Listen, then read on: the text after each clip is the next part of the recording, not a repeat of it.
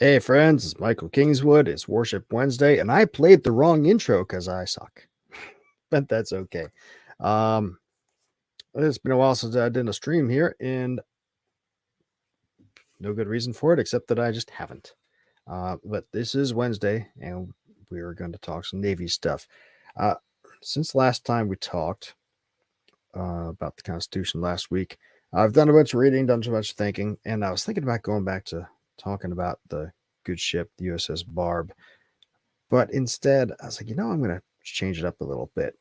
And I've read this book a time or two, The Rising Tide, the untold story about the Russian submarines that fought the Cold War by these guys Weir and Boyne. And a number of the stories in there are very fascinating. Some of them you no doubt have already heard because a couple of the incidents got made into movies. The K-19 incident and the incident that became part of the Hostile Waters movie. I think Rutger Hauer was in that.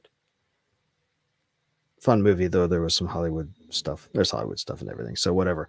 But this other one that I'm going to cover tonight, I found very cool. Well, not cool, scary for a submariner, but also intriguing because it illustrated a number of differences between the way the Soviets built and ran their boats and the way we did. And a number of other there's been some documentaries about this one, the Mike class submarine, the KOMSOMOLETS, and so I'm not the first one to talk about it, but I am a submariner, so I have some insight. So hopefully that'll help. But a little background first. So the Cold War for the submarine force, the U.S. Navy, and in the Soviet Navy was a very interesting time, right? The games of cat and mouse that went on were legion and well storied, if not always particularly well documented in the public at large, right, for obvious reasons. Um, there were some significant differences in the way that we ran our subs and the way that the Soviets did, the way we built them, and the way they did too. Because we were better at some things and they were better at others. The U.S. we definitely had the advantage in terms of electronics and overall tech and quieting and all that sort of thing. But the Soviets had advantages in terms of they really had us beat in rocketry. If you, I forget where I was. I was talking somewhere. Was it Johnson Space Center or was it a Navy lab? I forget where I was, but they're talking about the missiles and rockets that we used and how after the Cold War, the Iron Curtain lifted, they finally saw some of the Soviet designs. They're like, holy cow, we never thought of that. Holy cow, they were so much better at this than us. And they were also better at metallurgy and their overall strategies came about differently because of that, because of their strengths, which were different from ours. We developed the nuclear submarine first. We were better at getting quiet first, so we had a big advantage on the submarines because of that. For a while there, um, we're at parity now with them and have been for a while. The Russians, anyway, their new submarines are pretty awesome, as are ours. But the design differences were fairly extensive. For instance, compartmentalization, right? My first boat was built in the '60s, and it had 1, 2, 3, 4, 5, 6 compartments in it, but it was a larger boat. The Sturgeon class, which went through the '60s and early '70s, and had 5. But this Mike class submarine that we're going to be talking about here had 7, even though it was about the same size as a Los Angeles class boat that was built from the '70s, late '70s up through the mid '90s. The reason for that was a couple of things. In the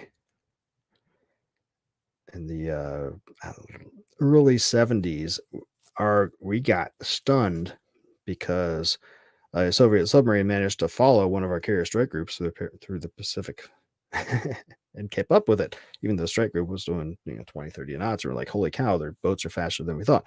So our the Sturgeon and Permit class that we were using at the time were awesome boats. But they said, "Oh, we got to make faster boats." So they did some compromises in our design thing and made the hull a little thinner and took out some compartmentalization to get the overall mass down. And hence, you had the Los Angeles class boat, which could go faster, but not dive quite as deep as the previous boats. As a response to that, the Soviets, and it was also much quieter. The Soviets saw those came out and developed things like the Alpha. The Alpha was where they outclassed us in metallurgy because they were welding titanium to make the holes of these boats, so they could dive much deeper. And the Alpha, in particular, had a high output reactor, but they kind of skimped on some of the secondary reactor shielding, so they could go real fast. But they were also really noisy. Um, but they could go so much faster that we ended up redesigning things again. In fact, the Seawolf that came out in the mid '90s was a direct, or the early '90s, was a design of the '80s, came out in the '90s, was a direct response to the Alpha, and then the Mike class that followed, because she was designed to dive deeper and go faster than the LA class, because you're just going to go blue water, hunt down the new Soviet submarines and take them on at parity and crush them. But then, of course, the Soviet Union collapsed, and so they only built 3 of the Seawolf class boats and moved on to the Virginia class, which is um, more focused toward the operations that we were envisioning then, which was not so much the blue water sub hunting thing, is more the getting toward the coast doing stuff, but still technological advances in Virginia as well.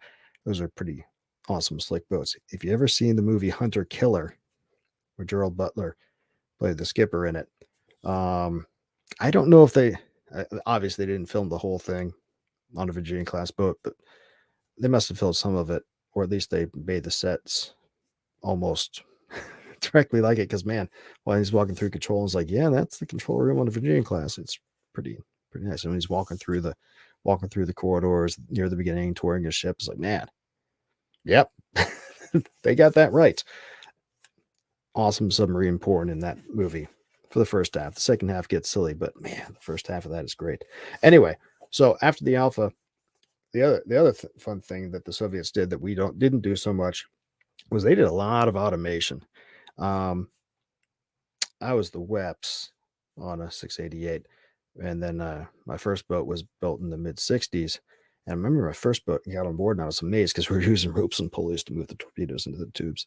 And 688 is hydraulics, but still, it's a very manual process, and it is still to this day on the new boats. Whereas I'm told, I've never been on a Russian submarine, but I'm told that especially on the newer ones, you can be in control room and say this weapon from this doe go to that tube, and you'll just do it.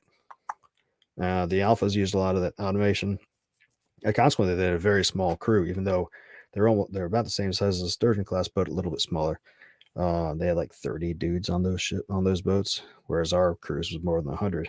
And this Mike class, which is only slightly smaller than the 688, had like 67 dudes, whereas the 688, the LA class that we have, has about 150.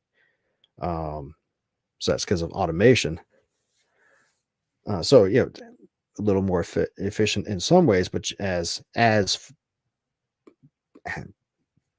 kind of bite them on this one, far fewer people to be able to respond to damage control or maintenance or this other sort of stuff that comes up when you're operating. So we're going to take this.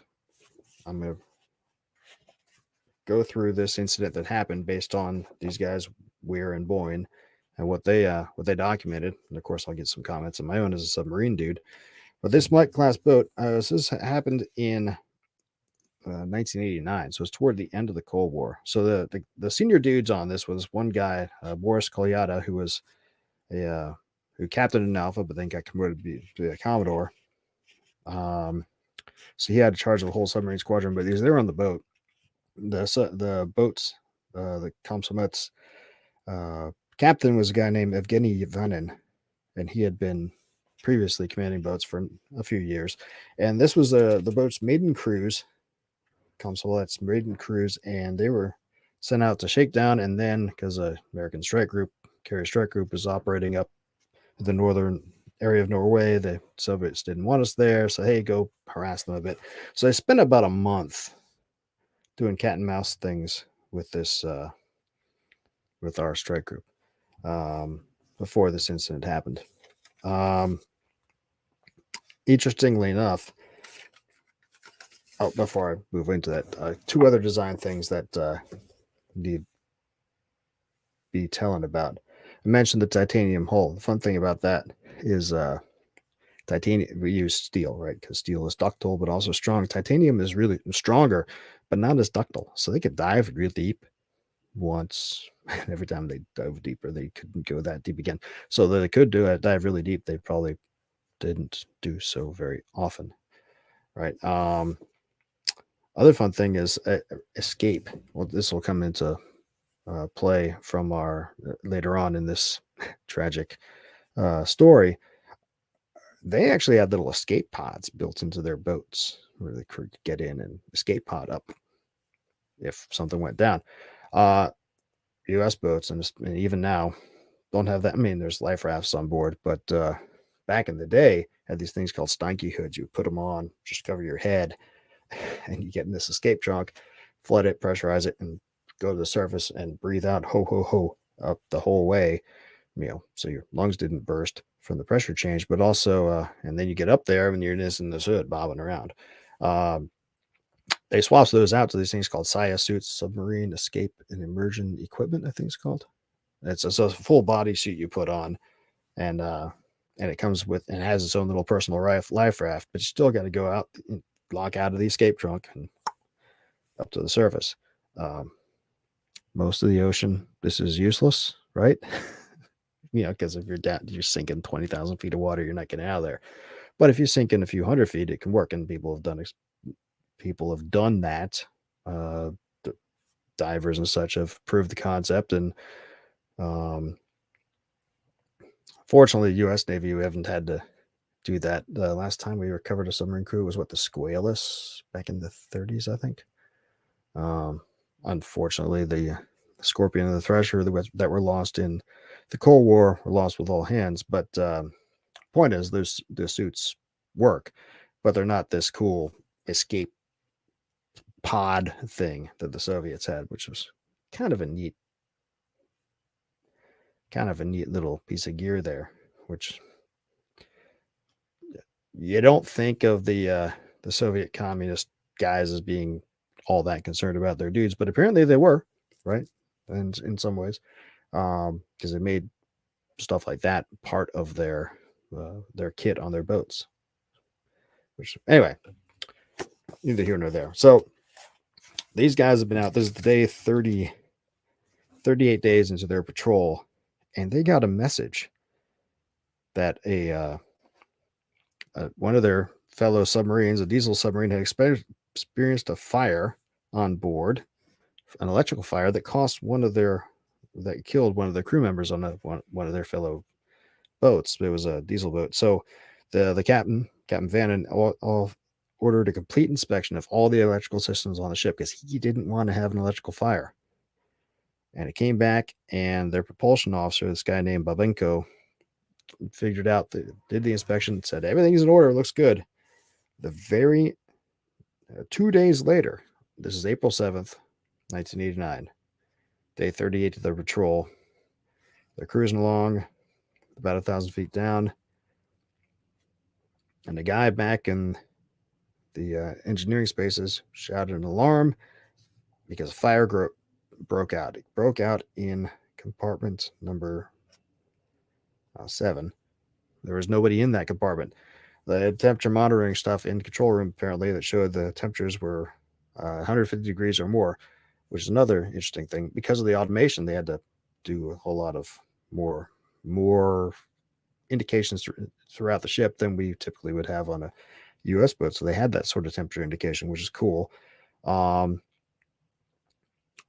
obviously, fire on a submarine is a big deal. If you're not, to the uninitiated, if you're thinking, oh man, what's the worst thing that could happen on a submarine? You'd think flooding, right? So, oh gosh, you're underwater, flooding. Oh my God, that's bad.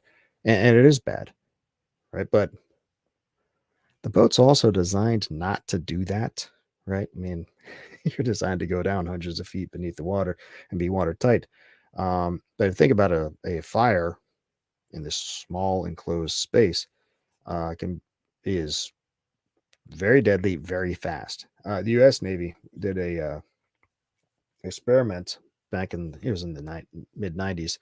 We were decommissioning a bunch of boats. They took a old LA class boat that was being decommissioned, put temperature and pressure sensors all over the boat, closed all the hatches, and they took a little the trash cans on a submarine are not very big. They're like, a couple feet, a foot and a half long and 3 or 4 feet deep. And so basically they set up like a paper fire in a trash can in the torpedo room. And basically the forward compartment of the ship is uninhabitable in like less than 5 minutes from that tiny little fire. So on a submarine, the key, if you don't put your fire out, if you get a fire, and I've seen several fires on submarines, because my first boat was old. If you don't get the fire put out almost immediately, you're screwed. Now, the design difference, because this Mike class boat had 7 compartments compared to a 688 has 3, or a Sturgeon class boat back in the day is 5. That means that since it's compartmentalized more, it's better able to isolate this casualty. So they could have shut off that 7th compartment and had a little more time, just because there's not such a free flow of air and heat through the ship. But still, bad thing. And there's nobody in this compartment 7 when this happens. So it's an all hands evolution with a fire on the submarine. Everybody's getting to control. The captain, we're listening to a guy who had gone in the control, listening to a guy, the seaman who'd gone back into the compartment 7 trying to combat the blaze, and lost all accounts of them. This happened just as Kolyada, who was the Commodore, got into the control room, and they all realized, well, that guy's probably dead, hit the fire suppression system. And this is another design difference, which is cool, but also scares the hell out of me. So they had a system on this boat that could spray down, fill a compartment with firefighting gases, basically CFCs in this case. I remember I toured a Norwegian. I got some time on it. I didn't go to sea on it, but I looked around a Norwegian boat one time, and I was like, yeah, you got women on here? Yeah, we're doing it forever. I was like, oh, okay, cool. And that the U.S. Navy does that now, but at the time it was like, okay, cool. But then they scared the hell out of me because they had halon, and I was like, sure, you got to be kidding me. Halon on a submarine?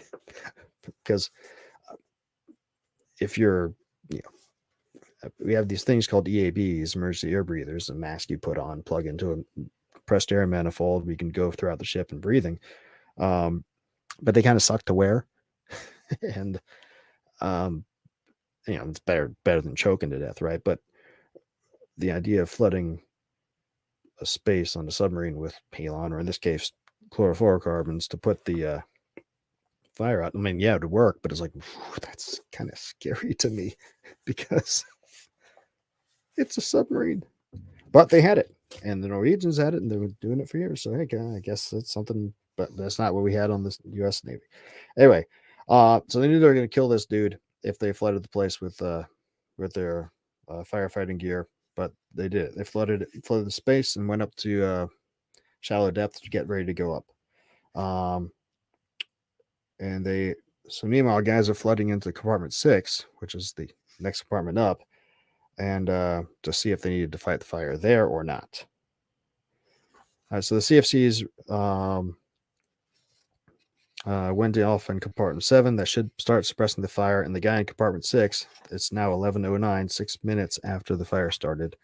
He reports that he had sealed the hatch from compartment 7. Some smoke got in, but he was good. And so everybody's starting to think, okay, good, we're squared away. But for some reason or other, some lubricating oil, oil line ruptured there in compartment 6, and that was spraying, lubrication oil all over the place in the vapor mist. And I've seen a lube oil. We had a lube oil rupture on one of my boats. I was in control when it happened, but that's dangerous because you're vaporizing this. Normally, lubricating oil doesn't have a very high flash point, but if it's vaporized, now you can light it on fire a whole lot faster. And that's what happened here. So even though he managed to get the hatch shut, lube oil rupturing all over the place. It ignited, and it started a fire in compartment 6. So I guess he got there a little too late, or something happened. But he killed the dude in there, and it got the fire continued to spread despite the hatch being shut. And they also lost communications with both of the aft compartments. So the next guys from the next compartment, compartment 5, reported there was fire in their space as well because of this. And so now you have 3 of their 7 compartments on fire, and it's moving forward with all the badness, right? They at this point they had also lost their electrical generators because of what's going on. One tripped offline automatically. The other one, the engineer just shut down, and the reactor scrammed. They were down about 500 feet and stalling out. So they just blew their ballast tanks, get up to the surface. Boom. Okay. So that's cool. Now they break the surface. It's now 11:16. So 10 minutes into the casualty. 13 minutes into the casualty. And now this is April in the North Atlantic, northern Norway.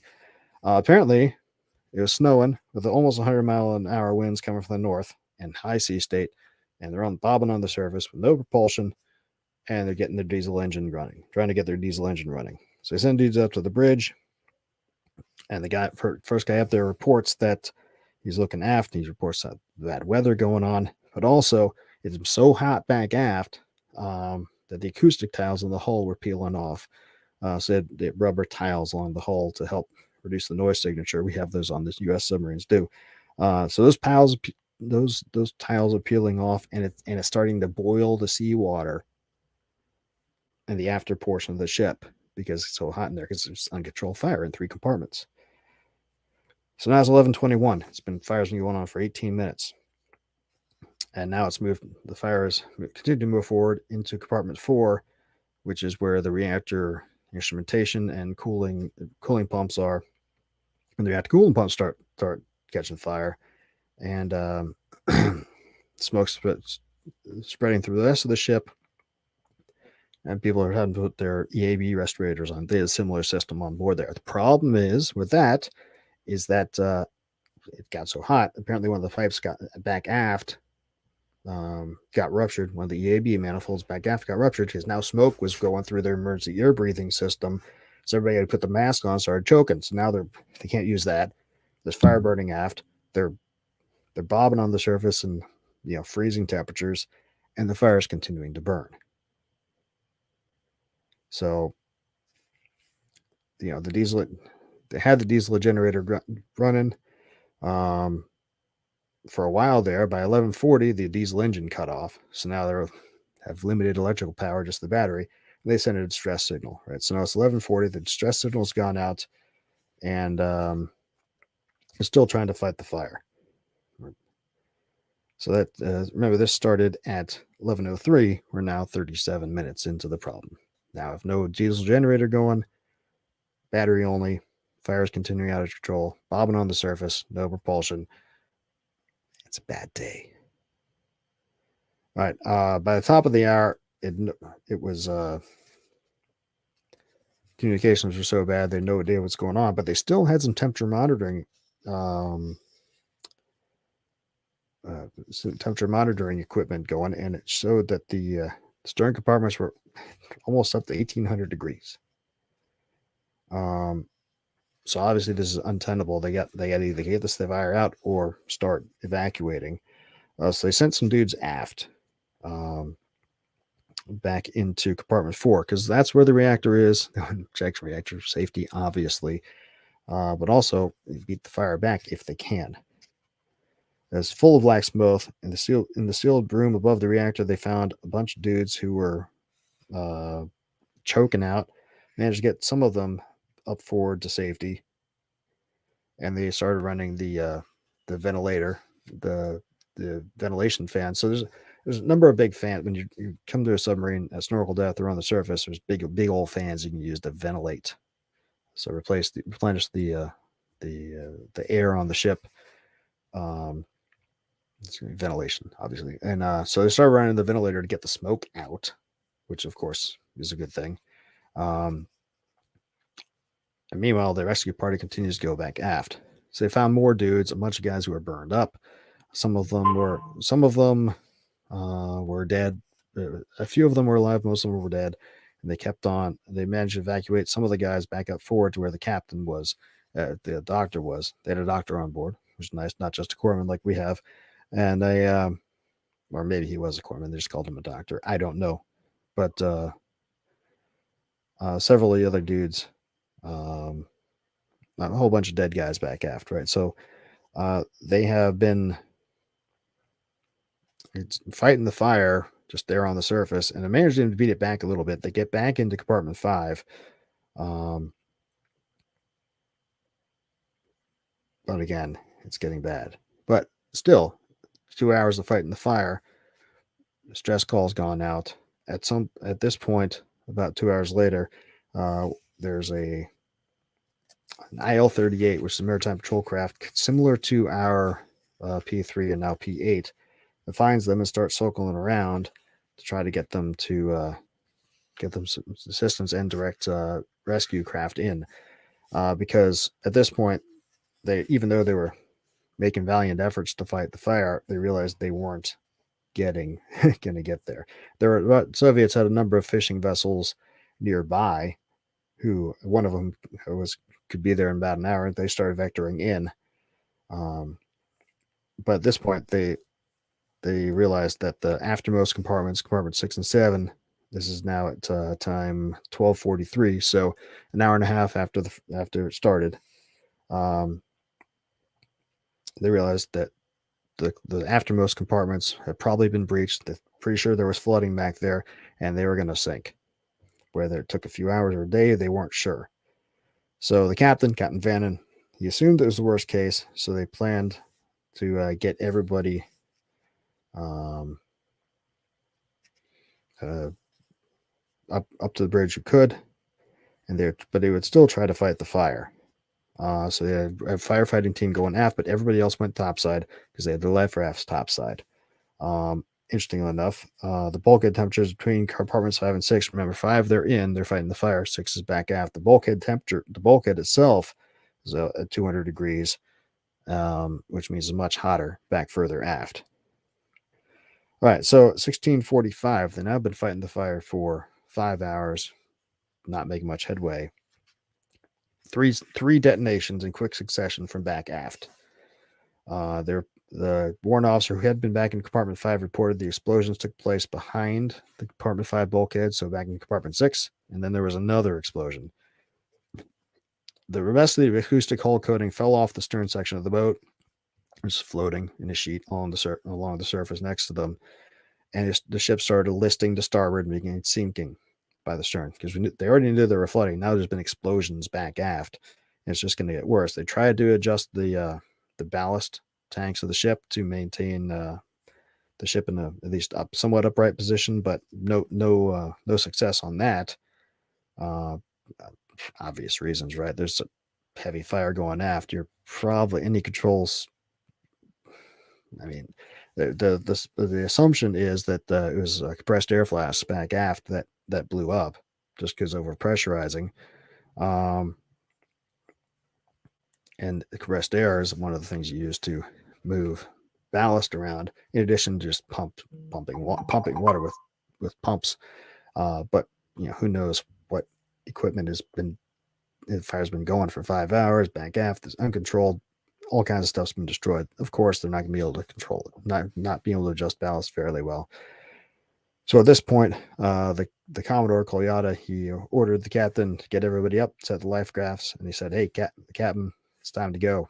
And the captain then said, "Well, you go. I want to make sure everyone's out first because he's the captain. He's supposed to do that." So Kolyada, the Commodore, he gets up to the top side, and the ship's starting to go down, and he's seeing the bow rising out of the water, and the bow planes of the ship are now visible at the bow. So the diving planes on the boat, you've seen it, I'm sure, on various movies or whatever. On some of the U.S. boats and up on the fair water, but some of them, the more modern ones, we have them down by the bow. It's just basically planes, planes. It's just used to direct water like a rudder, except up and down, so you can put an angle on the boat and control depth. So these Soviet boats used bow planes all the way up forward, and so there's such a the boat is sinking so much so that now you can see the planes coming out of the surface, which you'd never seen before, and um, he's he's like, wow, this is bad. So everybody's up on deck. They're trying to get the life raft out, but they're having trouble because it just wasn't coming. The opening was too small. It was start, and eventually they finally get it out, but it flips over, so it's upside down in the water. Um, which, well, that sucks, right? So now they're struggling to get the life raft righted, and the boat's going down. The submarine, the big boat, the ship. We call it the boat because that's how you call a submarine. Um, so at this point, they're just jumping in the water, and the guy who's up on the conning tower hatch, he closes the hatch, and because the ship's starting to go down, and everybody hops in the water. They manage to right the boat, but then right the life raft, but now they're bobbing in the water, clinging to it. There's comments from the captain, the Commodore Kolyada, who uh, actually leapt in the water to swim to the raft. He says that the water didn't shock me with its cold temperature. I'm not sure whether my body expected the water to be cold or the wind cooled my body, so it was not even warm, so it was even warmer than the water, but I didn't feel the cold at all. However, the waves kept stopping and I wasn't getting enough air, and more often than not, I would just inhale water with the air. Some of the men had already turned the raft over and it wasn't far from the submarine, so I quickly reached for it and I grabbed the edge and somebody hauled me in. At this point, uh, those who were already topside were in or clinging to the raft. The Commodore Koyade there, it was at 1708 when they got to there. The rescue wasn't going to show up till at least 1800. So yeah, been all the time bobbing in the water in freezing water. In the meantime, the IL-38s circling overhead, keeping tab on them, and these dudes are um, just sitting there freezing. In the meantime, the submarine is basically going vertical in the water next to them and then sinking. But there were still men on board the boat. 6 men. When the submarine sank, 6 men were on the boat with them. The Captain Yunt, Captain Vannon, and 2 other senior officers, and 3 warrant officers. So these dudes are like, okay, we're sinking. We're going to this escape pod. But they needed power. So one guy went down to try to get the diesel running, because even though there's no hatches open, you can still run the diesel and just take a section on the ship for a while, but it doesn't really work too well for long. And he didn't get it, wasn't able to get it done, and he didn't get out in time. The other guys were at the escape trunk trying to get the pod open.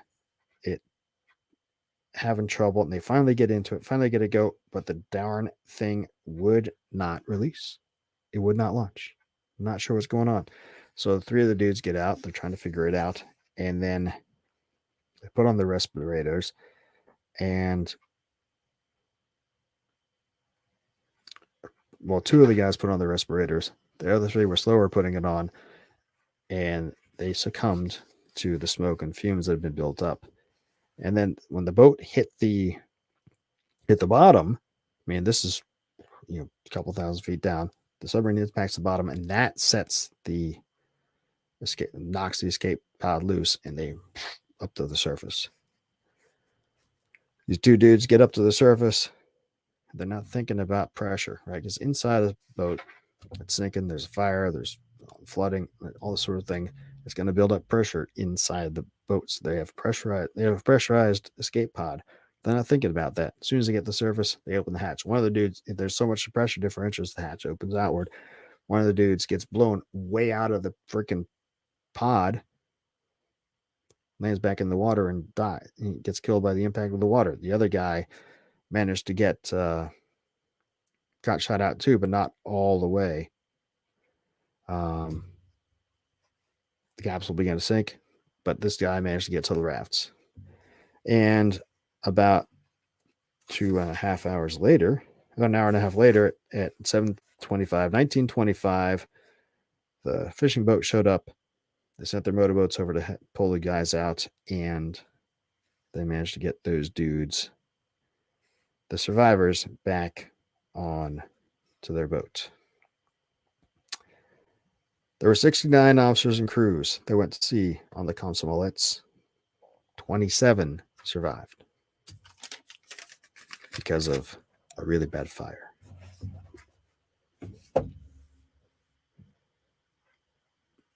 Definitely a really bad day. I managed to find some pictures of the boat. Let me see if I can.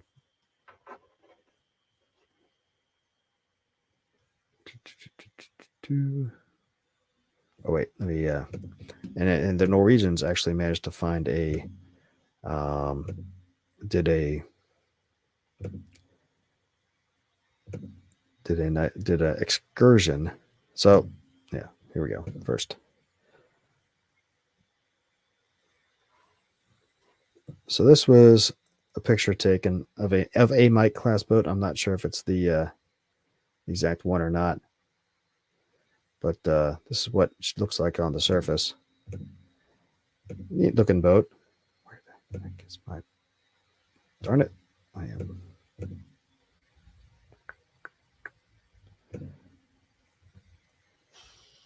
Where did I go? Sorry, lost track of my tabs here. Where am I?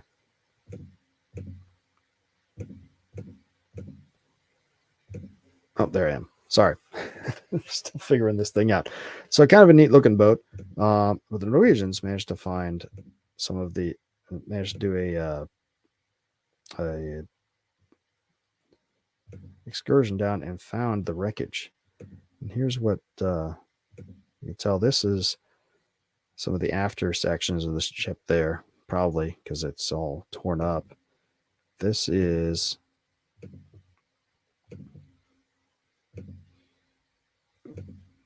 them coming up on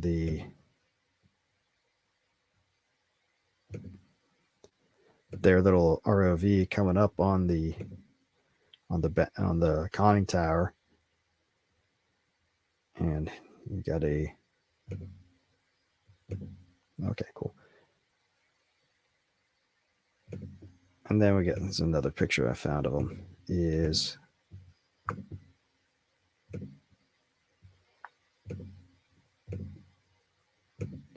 an up close shot of the conning tower. Let's see, there's already getting barnacles. I'm not sure exactly when this excursion went down. They found it, but yeah, kind of a scary story for a submariner because, like I said before, fire is the thing that is the thing that is most to be feared. I mean, flooding is a bad thing, but there's so many precautions against flooding. It's not. I mean, it's not to be discounted, but the ship is designed again to be watertight. But a fire that ruined your day real quick, and it ruined these guys' days. And nothing in this description of the incident that I've found explains what started the fire. It's probably an electrical problem, just because of that's where these fires tend to be. I saw a number of fires, particularly on my first submarine because it was older. They were all electrical in nature. But an electrical fire can become much worse, and that's why submariners spend a lot of time training on firefighting. And this incident shows why. Anywho, yeah, so I thought that was a interesting and kind of scary tale. I thought you guys might enjoy it too. I saw there was a number of folks who've been popping in and out, so thanks everybody for showing up. I think that's gonna be it. Man, I'm talking for 40 minutes here now. Yay. Hey, so I do occasionally, as you know, I write. That's the whole purpose of this stream is to show show off my writing stuff. And I do occasionally.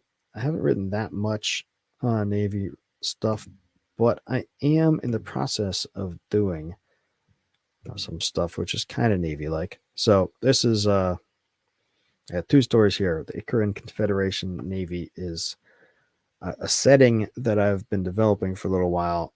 There's these two stories have already been put out. There's a couple more that are in progress, and a big old novel, big thick one that's going to be, um, knock on wood, ready to go out here within the next few months, 6 months, maybe a year. Basically, Navy in space, right? That's because why not do that? So that's my plug for the. You got these two. Those are on my store, like kingswood.com/store right now. Shorter stories, but good. And longer tales will be coming out here shortly of Navy and space stuff. In addition, of course, I do science fiction, fantasy, all that other stuff. Any of you guys who like what I'm doing and haven't already subscribed, you should. Haven't already liked this stuff, you should. And if you haven't gone and bought any books yet, you should. So go do that. That'll be great. So Story Saturday is going to happen this week. This week is a story called,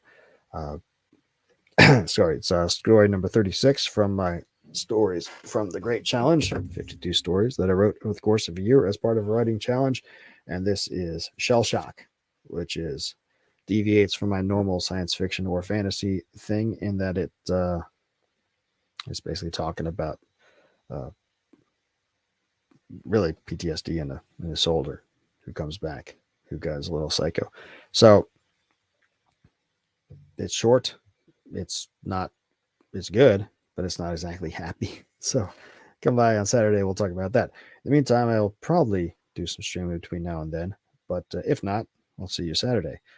So go check out my books, go like and subscribe, do all of that stuff, and I will talk to you next time. Until then, don't do anything I wouldn't do.